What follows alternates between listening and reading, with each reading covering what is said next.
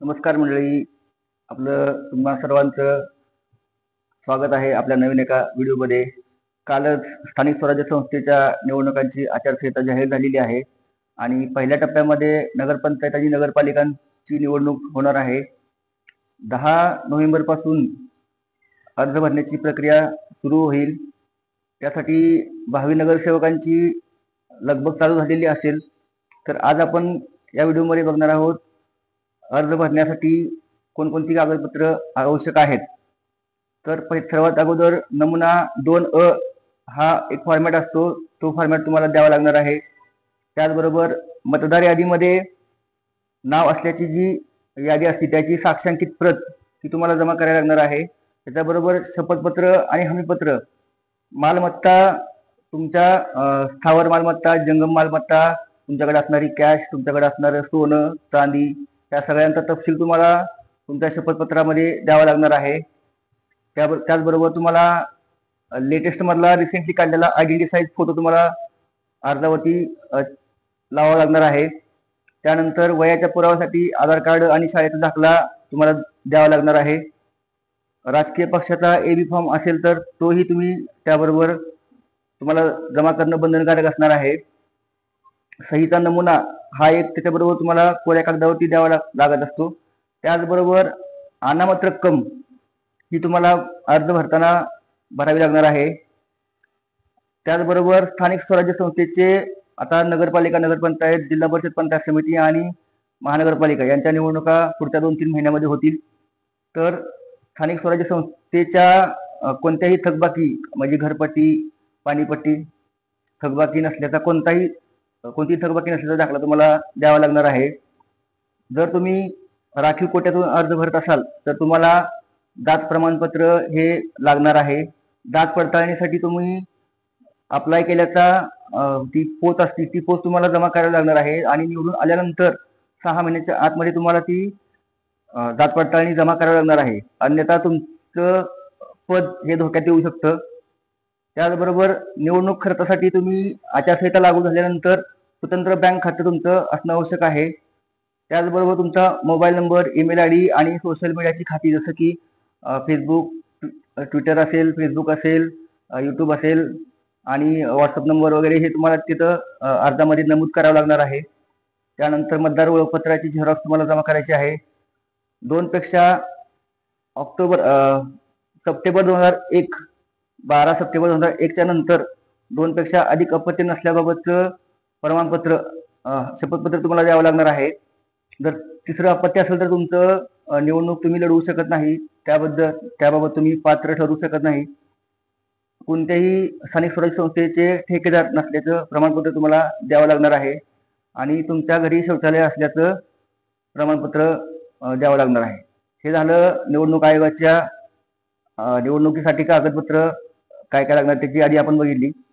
त्याचबरोबर अजूनही काही कागदपत्र आहेत, त्याच्यामध्ये तुम्ही तुमच्यावर कुठले कोणकोणते गुन्हे, शासकीय कामात अडथळा आणणे किंवा आंदोलन केले असतील त्याबद्दल तुमच्यावर गुन्हा दाखल असेल तर त्याचीही तुम्हाला माहिती तुमच्या शपथपत्रामध्ये नमूद करावी लागेल। तुम्ही ITR भरत असाल तर ITR तुम्हाला त्याच्याबरोबर जोडावा लागेल। त्याचबरोबर तुमच्यावर संबंधित पोलीस स्टेशन खात्यामध्ये संबंधित पोलीस स्टेशनमध्ये तुमच्यावर जर गुन्हे असतील वेगवेगळ्या प्रकारचे, हाफ मर्डर, 307, 302 वगैरे जे काय असतील तर त्याची सगळी माहिती तुम्हाला शपथपत्रामध्ये द्यावी लागणार आहे। हे झालं कागदपत्राविषयी, तुम्हाला अर्ज भरताना काय काय कागदपत्र लागू शकतात। आता आचारसंहिता लागलेली आहे, त्याच्यामध्ये शासनाने आदर्श आचारसंहिता जाहीर केलेली आहे। तर त्याच्यामध्ये कोड ऑफ कंडक्ट, निवडणुकीच्या वेळेस निवडणुकीचा प्रचार कधी संपेल, त्यानंतर कधी तुम्ही तुमचा प्रचार कशा प्रकारे तुम्ही करू शकता, तर जाहीर प्रचाराचा कालावधी असा एक त्यांनी दिलेला आहे त्याच्यामध्ये त्यांच्या कोड ऑफ कंडक्ट मध्ये। तर नगरपालिका, नगरपंचायतसाठी समजा 2 डिसेंबरला मतदान होणार आहे, तर 24 तास अगोदर म्हणजे 1 तारखेला संध्याकाळी 12 वाजेपर्यंत, 12 वाजता प्रचार तो बंद होऊन जाईल। 10 तारखेला नाही, 1 तारखेला संध्याकाळी 10 पर्यंत तुम्ही तुमचे सभा मोर्चे बंद घेऊ शकता। 10 तारखेच्या नंतर 10 वाजताच्या नंतर तुम्ही तुमचे प्रचार सभा घेऊ शकत नाही. 12 वाजता तो प्रचार बंद होऊन जाईल. सेम असंच जिल्हा परिषद पंचायत समितीसाठी 24 तास अगोदर तुमचा प्रचार बंद होऊन जाईल. फक्त महानगरपालिका आणि ग्रामपंचायतसाठी हा नियम आहे की 48 तास अगोदर प्रचार सभा तुमची प्रचार यंत्रणा पूर्णपणे बंद होईल. हे कोड ऑफ कंडक्ट मध्ये सांगलेलं आहे. त्याच्यानंतर तुम्हाला वेगवेगळ्या प्रकारच्या परमिशन लागतील.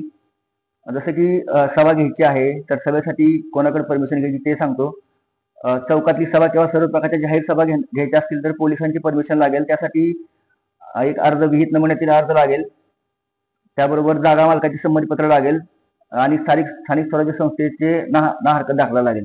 पोस्टर्स झेंडे सभेच्या ठिकाणी लावणे तर त्यासाठी पण सेम कागदपत्र लागतील. तेच खाजगी जागेवर जाहिरात फलक लावणे, फक्त उमेदवाराच्या मतदारसंघाच्या कार्यक्षेत्रापर्यंत प्रचार वाहन परवानगी. तुम्ही जर 4 चाकी वाहन तुमच्या प्रचारासाठी फिरवणार असाल तर त्यासाठी त्यांनी नियमावली दिलेली आहे. कागदपत्रांची आवश्यकता आहे.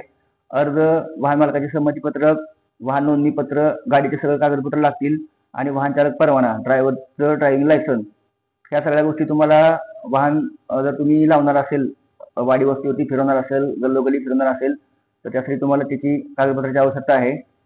तुम्ही जर तुमचं संपर्क कार्यालय, तात्पुरतं प्रचार कार्यालय जर तुम्ही उभारणार असाल तर ज्या जागेवरती तुम्ही संपर्क कार्यालय उभा करणार आहात त्या जागेच्या मालकाचं संमतीपत्रक आणि स्थानिक स्वराज्य संस्थेचं NOC लागणार आहे तुम्हाला. त्याचबरोबर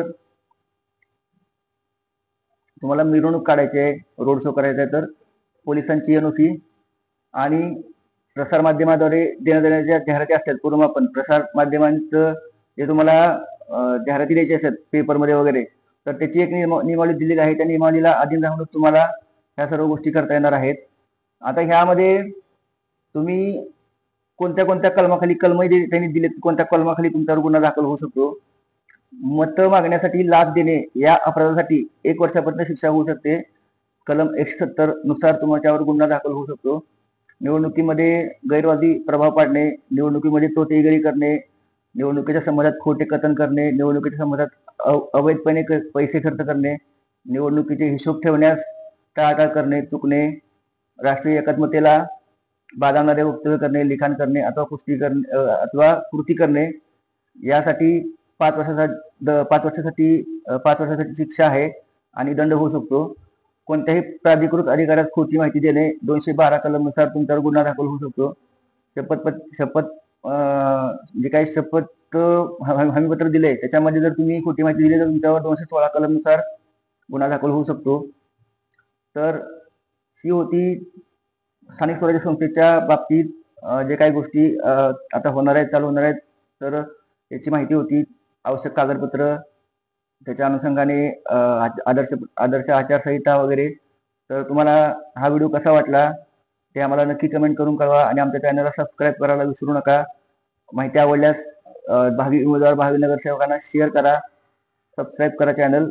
धन्यवाद.